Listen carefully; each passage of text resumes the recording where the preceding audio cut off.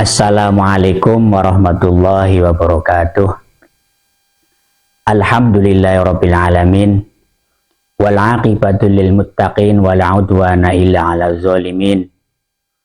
Wassalatu wassalamu ala sayyidil mursalin sayyidina wa maulana Muhammadin wa ala alihi wa ashabihi wa man tabi'ahum bi ihsan ila yaumiddin. Amma ba'du. Para pemirsa kaum muslimin muslimat yang berbahagia dimanapun Anda berada, alhamdulillah wa syukurillah, dengan nikmat, rahmat, dan hidayah Allah Ta'ala kita bisa masuk pada bulan Ramadan tahun 1446 Hijriah atau 2025 ini tanpa halangan apapun.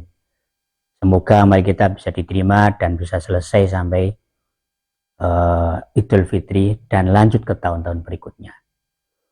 Shalawat salam kita harus turunkan untuk baginda Nabi Agung Nabi Muhammad Sallallahu Alaihi Wasallam, Nabi yang kita harapkan syafaatnya dari dunia sampai akhirat.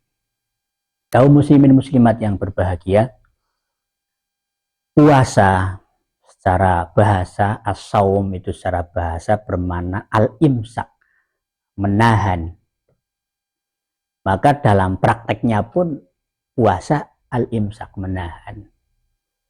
Al-imsak nganil muftirat itu secara syar'inya menahan diri dari hal-hal yang membatalkan, tidak makan, tidak minum, tidak berhubungan suami istri dan sebagainya. Ini yang secara zahirnya, secara syar'inya, secara fikihnya.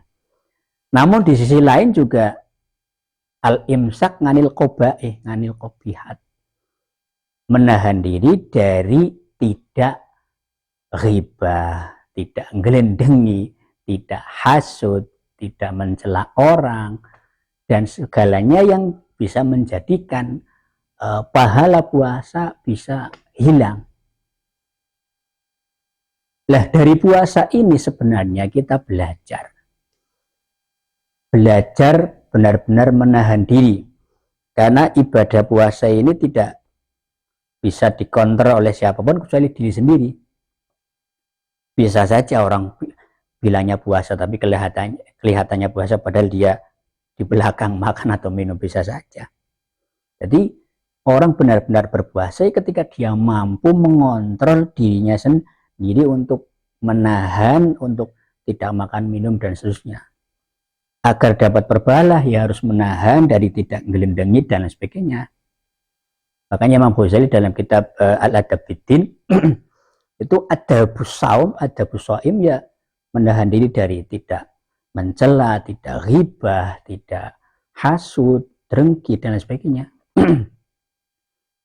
Jadi puasa implementasi secara umum, secara zahir batin, imsak, menahan. Nah dari sini kita belajar bagaimana seorang muslim, seorang mukmin yang menjalankan puasa Ramadan ini juga al-imsak, menahan diri dari hal-hal yang tidak baik, tidak ada manfaatnya, tidak ada gunanya. Di sini ada manajemen pengelolaan hati, pengelolaan zahir. Bagaimana mengelola zahir, bagaimana mengelola batin. Ini menarik di sini. Saya beri contoh. Seseorang ketika kerja terus punya gaji 5 juta katakan 1 bulan, itu paling keinginannya hanya sekedar ya menafkahi suami istri terus nyicil motor lah. Tapi ketika gajinya naik menjadi 50 juta, pikirannya akan ada yang lain. Ketika gajinya naik menjadi 500 juta, mesti keinginannya lain. Pengen langsung beli mobil, bangun ini itu, dan seterusnya. Lah, apakah dia mampu menahan diri untuk tetap mengelola diri, pengeluaran, egoisme, dan nafsunya ketika punya gaji yang tinggi?